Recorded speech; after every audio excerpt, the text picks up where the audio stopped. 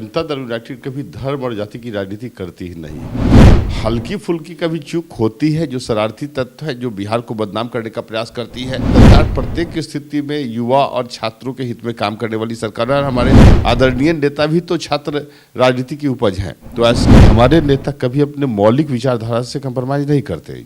नमस्कार, एक न्यूज 24 देख रहे हैं आप और मैं हूं शकीना सिद्दीकी। आज हम पहुंच गए हैं जेडीयू कार्यालय, जहां हम बात करेंगे जेडीयू प्रवक्ता परिमल कुमार जी से। इनसे हम बातचीत करेंगे कि अभी लगातार देश में, पूरे बिहार में जो राजनीतिक मुद्दा चल रहा है सिर्फ कहीं ना कहीं जातिवादी को लेकर चल रहा है।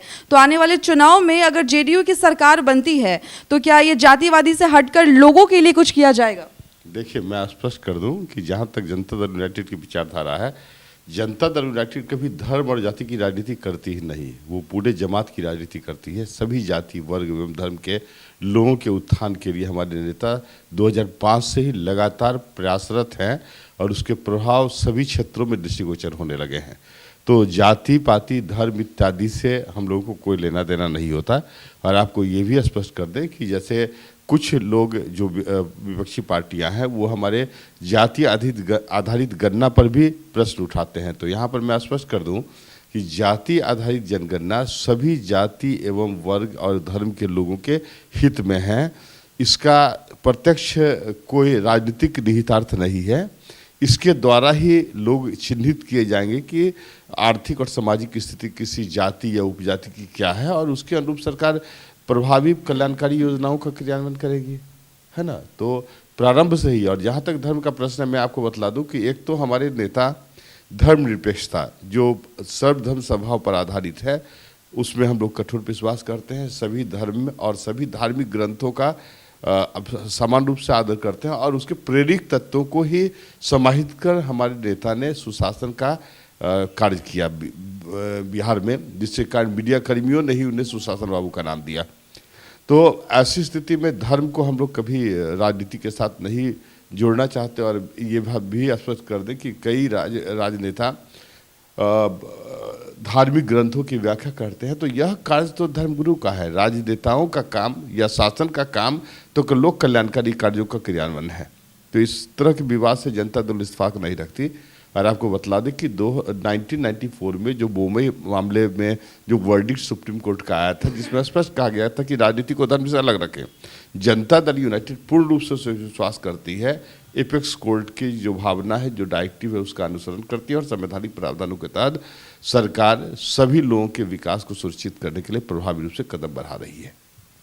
सर, जो अभी देखा जा रहा बेरोजगारी की समस्या जहाँ तक युवाओं में ज़्यादातर बढ़कर आ रही है, और जिस तरह से पेपर लीक का मामला, यानी बच्चे जब पढ़ेंगे ही नहीं तो आगे बढ़ेंगे कैसे? तो सर, इस चीज़ को आप कैसे देखते हैं? देखिए, मैं स्पष्ट कर दूं कि जब से हमारे आदरणीय नेता नीतीश कुमार ने 2005 से सत्ता संभाली है, आपको बतला दें कि पहले के बीपीएससी की परीक्षाओं को आप देखें, 5 से 7 वर्ष लगते थे एक बीपीएससी के परीक्षा को के अंतिम परिणाम तक पहुँचते हुए।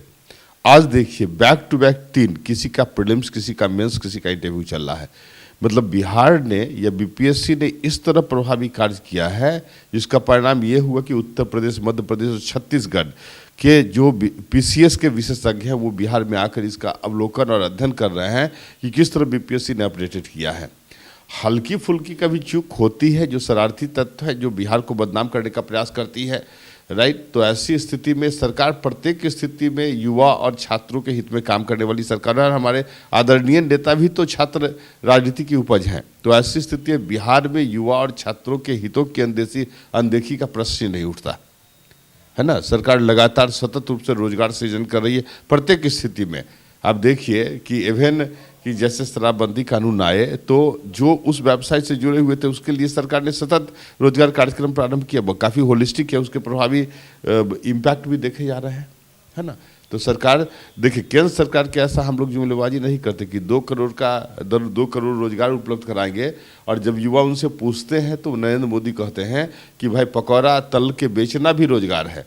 तो हमारे हम लोग क्वालिटी बेस्ड एम्प्लॉयमेंट की बात करते हैं और सरकार लगातार उपलब्ध करा रही है। आप पिछले 2-3-4 महीने के पेपर को ही मात्र देख लें, उसके पहले तो सरकार ने लगातार काम किया, इसी कारण आप लोगों ने सुशासन का नाम दिया।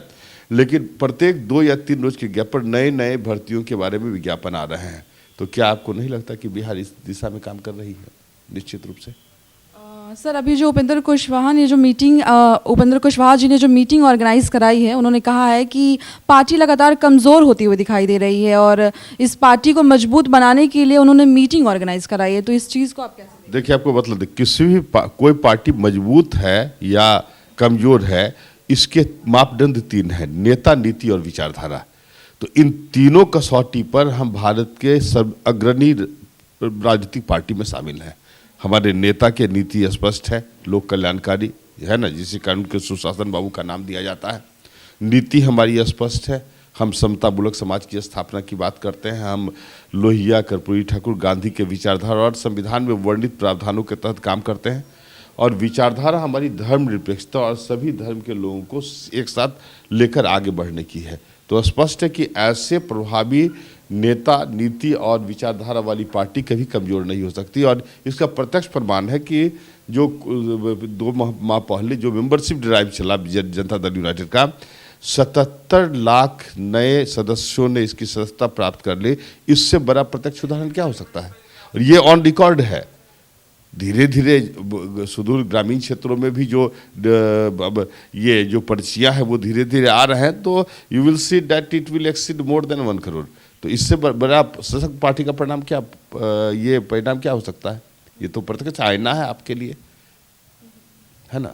तो सर ये जो मीटिंग बुलाई गई है, इसमें जितने भी लोग जाते हैं, तो अभी क्या वो नीतीश कुमार के खिलाफ होके जाएंगे या फिर उनकी मर्जी से जाएंगे? देखिए, जनता दल यूनाइटेड काफ़ी अनुशासित पार्टी है और इसकी एक एक कार्यकर्ता के जेहन में मात्र नीतीश कुमार ही निवास करते हैं। और हमारे नेता ने प्रूव भी किया है, उसका ये अनर्गल प्रलाप नहीं है। किसी जाति धर्म के आधार पर हमारे नेता नहीं बढ़ते, समग्र विकास के आधार पर वो आगे बढ़ रहे हैं। तो ऐसी स्थिति में किसी भी कार्यकर्ता को उनके विचारधारा से असहमति होने का प्रश्न कहाँ उठता है ना। तो इसलिए किसी भी स्थिति में आप इसको दूसरे रूप में, नेगेटिव रूप से न देखें, न प्रचारित करें। मीडिया कर्मी भी तो लोकतंत्र के चौथे स्तंभ हैं। आप बेहतर जो आईना है समाज के, तो जो हमारे नेता ने काम किया वो तो कमेंडेबल है, उसमें कोई समानांतर पूरे भारतवर्ष में नहीं है। राइट, यही हमारा कहना है। तो सर एक लास्ट क्वेश्चन पूछूंगी कि क्या वो जो मीटिंग, वो जो लगातार बोलते नजर आ रहे हैं कि जेडीयू कमज़ोर हो रही है, इस तरह की जो चीज़ें, और सबसे बड़ी चीज़ सर एक निकलकर सामने आ रही है कि उन्होंने कहा है कि जो आरजेडी के साथ जेडीयू की महागठबंधन हुई है, तो इस महागठबंधन को लेकर आप क्या बोलना चाहेंगे सर? देखिए, महागठबंधन क्यों हुई, इस बात के बैकग्राउंड को आप समझें कि हमारे नेता के सुशासन या शासन का एकमात्र आधार है समतामूलक समाज की स्थापना करना, न्याय के साथ विकास सुनिश्चित करना। हमारे नेता कभी अपने मौलिक विचारधारा से कंप्रोमाइज नहीं करते। जैसे बीजेपी जब तक हमारी सहयोगी रही और हमने अपने विकासीय एजेंडे पर काम किया, लेकिन जैसे ही बीजेपी आरएसएस के उन्मादी विचारधारा को इम्प्लीमेंट करने का प्रयास की, एनआरसी लागू करने का प्रयास की, यूसीसी की बात करने लगी, राइट, जो अल्पसंख्यकों को प्रताड़ित करने के लिए वो सरकार पर दबाव बनाने लगी कि अब जनसंख्या नीतियों का अनुपालन करें, तो हमारे नेता ने बीजेपी को राजनीतिक हाशिए पर लाके खड़ा कर दिया।